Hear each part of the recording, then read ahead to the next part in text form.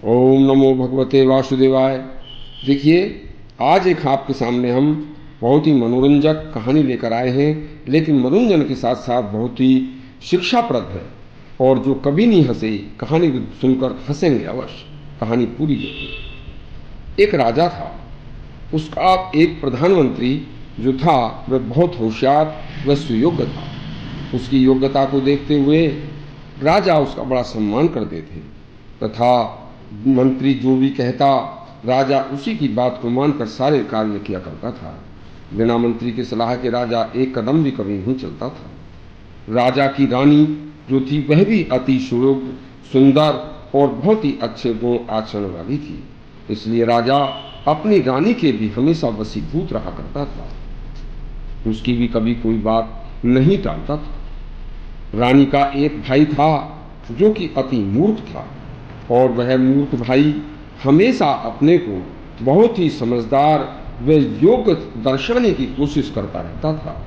राजा की रानी ने अपने भाई के कहने पर अपने सुयोग्य मंत्री को हटवाकर प्रधानमंत्री की कुर्सी पर अपने मूर्ख भाई को बैठवा दिया। अब रानी का भाई जब प्रधानमंत्री बन गया, तो रानी ने प्रधानमंत्री बनने के बाद अपने भाई से कहा कि तुम एक बात का हमेशा ध्यान रखना कि राजा की बात को कभी मत टालना, तथा जो भी राजा कार्य बताए उस कार्य को हर हाल में पूरा करके ही लौटना। देखिए, हमेशा इस बात को ध्यान रखोगे तो आप हमेशा प्रधानमंत्री बने रहोगे। जब राजा ने एक दिन नए प्रधानमंत्री से बाजार से 1000 का एक नोट लाने को कहा, तो मंत्री ने सोचा क्यों न बैंक चला जाए, वहाँ तो मिल ही जाएगा।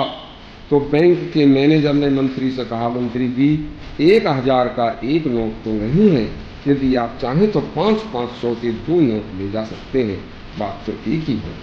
मंत्री ने सोचा राजा ने तो 1000 का मंगाया है, उन्होंने न लिया, और जाकर राजा को कहा कि महाराज 500 के 2 नोट मिल रहे थे। राजा बोले, अरे एक बात बताओ, 500 के ही 2 ले आते, बात तो एक ही थी। इसके कुछ दिन पश्चात राजा ने उस मंत्री से कहा, देखो मंत्री जी, मेरी बेटी अति सुंदर और अति योग्य और गुणों वाली है, अब यह विवाह योग्य हो गई है। आप किसी दूसरे राज्य में जाओ और वहाँ एक ऐसा वर ढूंढो कि जो अति सुंदर हो, स्वस्थ हो, और हर तरह से धन संपदा से, गुणों से, शीलता से, स्वभाव से बहुत ही अच्छा। लेकिन एक बात का ध्यान रखना कि उम्र 22 वर्ष होनी चाहिए। मूर्ख प्रधानमंत्री ने सोचा कि एक बार मैं राजा का बताया हुआ कार्य करने में असमर्थ रहा हूँ, लेकिन अब की बार यह कार्य अवश्य करके रहूँगा।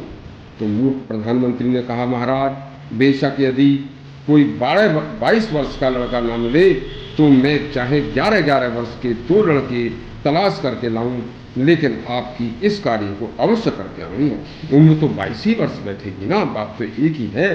लेकिन बात सुनते ही राजा के क्रोध का ठिकाना ना रहा, और उसने उसे तुरंत भगा दिया और कहा कि ले जाओ इस मूर्ख को, वरना इसकी गर्दन काट दूंगा।